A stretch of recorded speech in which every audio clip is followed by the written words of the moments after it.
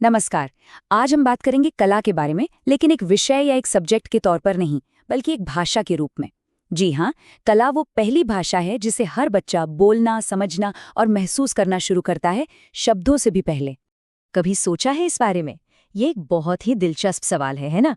कि एक छोटा बच्चा जिसे अभी ठीक से बोलना भी नहीं आता, वो लकीरें खींचकर, कुछ गुनगुनाकर या यूं ही नाचकर अपनी बात कहना शुरू कर देता है। बस यही आज हमारी पूरी बातचीत का सेंटर पॉइंट है।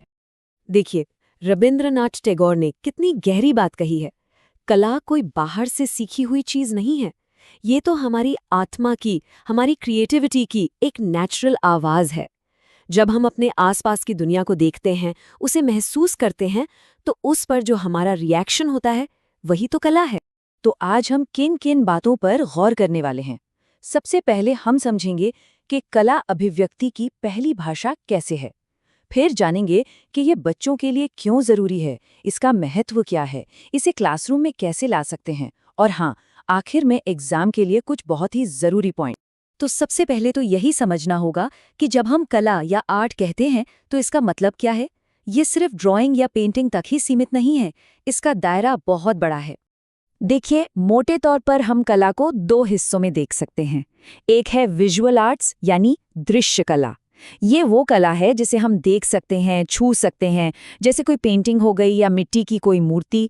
और दूसरी तरफ है परफॉर्मिंग आर्ट्स यानी निष्पादन कला, जो हमेशा गति में होती है, जैसे कोई डांस परफॉर्मेंस या कोई नाटक। और जब हम परफॉर्मिंग आर्ट्स की बात करते हैं तो इसका दायरा बहुत ही विशाल है। इसमें सिर्फ गाना बजाना या नाचना ही नहीं आता, बल्कि थिएटर, कहानी सुनाना और यहाँ तक कि पपेट्री जैसी कई चीजें शामिल हैं। मतलब ये इंसानी एक्सप्रेशन की एक जीती जागती दुनिया है। तो फिर अगला सवाल ये आता है कि आखिर बच्चों के लिए कला इतनी ज़रूरी क्यों है? क्या ये सिर्फ एक हॉबी क्लास है या इसका कोई और भी गहरा मकसद है? कला बच्चों को रट्टा लगाने वाली पढ़ाई की सीमाओं से आज़ाद करती है। यहाँ सिर्फ इन्फॉर्मेशन को याद नहीं किया जाता, बल्कि इसे महसूस किया जाता है, उसके साथ खेला जाता है और फिर उसे एक बिल्कुल नए अंदाज में पेश किया जाता है। ये सीखने को एक मज़ेदार अनुभव बना देती है, बोझ नहीं। जरा सोचिए, जब कोई बच्चा कुछ बना रहा होता है तो वो सिर्फ एक तस्वीर नहीं बना रहा होता। असल में वो अपनी भावनाओं को, अपने सपनों को, अपनी कल्पना को कागज पर उतार रहा होता है। ये सेल्फ एक्सप्रेशन का सबसे सच्चा और सबसे सीधा तरीका है। तो अब बात करते हैं इसके फायदों की। अगर हम आर्ट को एजुकेशन का हिस्सा बनाते हैं तो इसके क्या ठोस फायदे देखने को मिलते हैं? कला का असर सिर्फ बच्चे के ड्राइंग स्किल्स पर नहीं, बल्कि उसके पूरे व्यक्तित्व पर पड़ता है। ये बच्चों में सेल्फ डिसिप्लिन लाती है, कंसंट्रेशन बढ़ाती है और दूसरों की सोच का सम्मान करना सिखाती है। और सबसे अच्छी बात पता है क्या है? कला एक ऐसी जगह है जहाँ कोई भेदभाव नहीं होता। यहाँ न कोई जाति है, न धर्म, न जेंडर, सब बराबर है।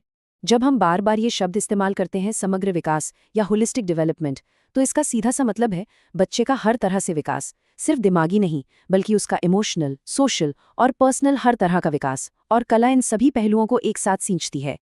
अच्छा, ये सब तो हुई थ्योरी की बातें।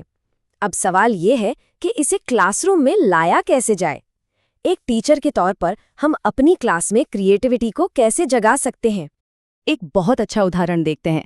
मान लीजिए आप इतिहास पढ़ा रहे हैं, तो सिर्फ किलों के बारे में फैक्ट्स रटाने के बजाय बच्चों को किलों की तस्वीरें दिखाइए, उनकी बनावट पर बात कीजिए, फिर उन्हें कहिए कि वो खुद उन दीवारों, दरवाजों और गुंबदों को ड्रॉ करें। इससे सीखना कितना एक्टिव और दिलचस्प हो जाएगा, है ना? और हाँ, एक बात जो हमें कभी नहीं भूलनी चाहिए, वो है अपनी स्थानीय और लोक कलाओं को क्लास में जगह देना। चाहे वो बिहार की मधुबनी पेंटिंग हो या किसी और राज्य की कोई पारंपरिक कला।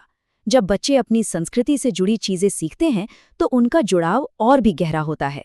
तो चलिए, अब इस पूरी बातचीत के जो सबसे जरूरी पॉइंट्स हैं, उन्हें एक एक करके समझते हैं।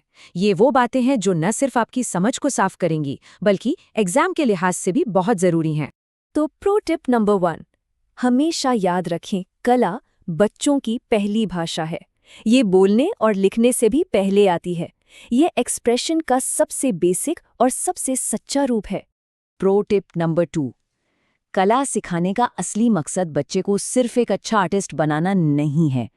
असली लक्ष्य है कला के जरिए बच्चे का होलिस्टिक डेवलपमेंट करना।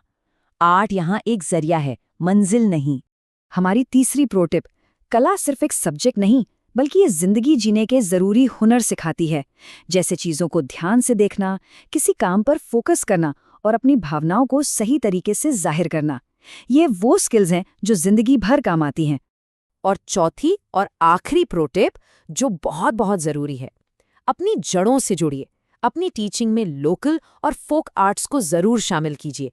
इससे लर्निंग न सिर्फ इंटरेस्टिंग बनती है, बल्कि ज़्यादा मीनिंगफुल और इंक्लूसिव भी हो जाती है।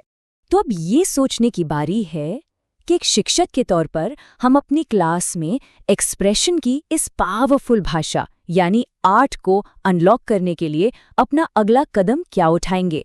इस सवाल पर हम सभी को सोचना चाहिए।